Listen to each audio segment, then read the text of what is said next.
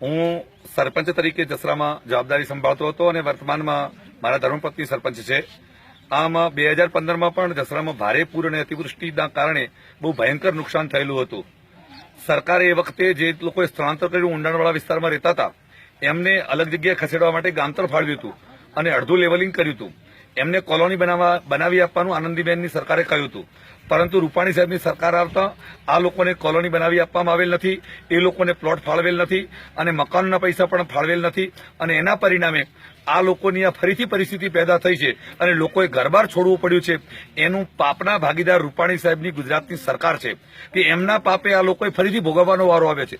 જસરામાં અત્યારે 150 થી 200 કુટુંબોએ સ્થળાંતર કરેલ છે. કેટલાક કુટુંબોએ પ્રાથમિક શાળામાં તો કેટલાક કુટુંબોએ આ ઊંચાણવાળા ટેકરાના વિસ્તારમાં આશરો લીધો છે. એના સિવાયના બીજા કુટુંબોએ અલગ અલગ ઘરોમાં આશરો લીધો છે.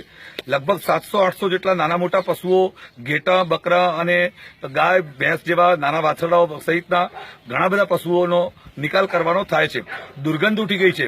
સરકારે પશુઓનો નિકાલ કરવા માટે ગજબનો બોગસ પરિપત્ર નવો જાહેર કર્યો છે કે એનું પોસ્ટમોર્ટમ કરવું. જે પશુ તણાઈ ગયું છે, શું માણસ પોસ્ટમોર્ટમ કરવાનું છે એટલા માટે પશુ પકડીને બેસી રહેશે કે મારું પશુ જશે મને પૈસા નહીં મળે તો માણસ પણ સાથે તણાઈ જશે?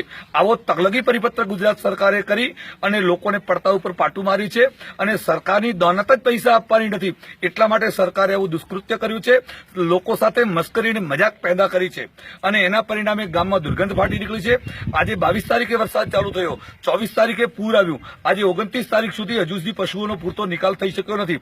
જે પશુઓ દાટવામાં આવે છે એ પણ મશીનવાળાની બેદરકારીના કારણે ઉપર છલ્લા દાટી દેવામાં આવે છે અને જેના પરિણામે એ કૂતરા ફરીથી ફાડી ખાય છે અને દુર્ગંધ ફેલાવે છે. રોગચાળો મોટા પ્રમાણમાં ફાટી નીકળે એવી પૂરેપૂરી શક્યતાઓ અત્યારે રહેલી છે. આ દિલીપકુમાર રાણા સાહેબ માનનીય કલેક્ટરશ્રી છે તે ખૂબ સક્રિય છે, મામલતદાર સાહેબ પણ સક્રિય છે, પરંતુ ગુજરાત સરકારની દાનત નથી અને એના પરિણામે બોગસ પરિપત્રો કરે છે અને વહીવટીતંત્ર કામ કરી શકતું નથી. વહીવટીતંત્ર સક્રિય થયું છે એમાં કોઈ ના નથી, પરંતુ ગુજરાતની સરકારને પૈસા ચૂકવવા ન પડે એટલા માટે બોના બતાવવા માટે એવા આડાહવળા પરિપત્રો કરી અને લોકોને અડચણો પેદા કરવાનું કામ ગુજરાતની સરકાર કરી છે. હું પણ ભાજપનો કાર્યકર્તા છું, પરંતુ ના છૂટકે આ બળાપો કાઢવો પડે છે. લોકોની વેદનાના કારણે આ બળાપો કાઢી અને ભાજપની સરકારના વિરુદ્ધમાં ના છૂટકે મારે કહેવું પડે છે. આ પરિસ્થિતિ પેદા થઈ છે. ખૂબ ઝડપથી હજુ પણ સરકાર કરે, આ લોકોનું પુનઃવસન કરવા માટે ખૂબ ઝડપથી કાર્યવાહી કરે એવી સરકારને મારી પ્રાર્થના છે.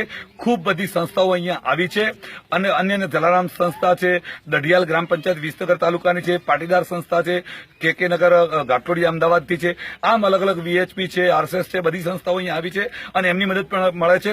સરકાર પણ સક્રિય, મતલબ એનું તંત્ર સક્રિય થયું છે, પરંતુ સરકારે જે પ્રકારે લોકો સાથે મજાક કરી છે એ માફ કરી શકાય એવી નથી.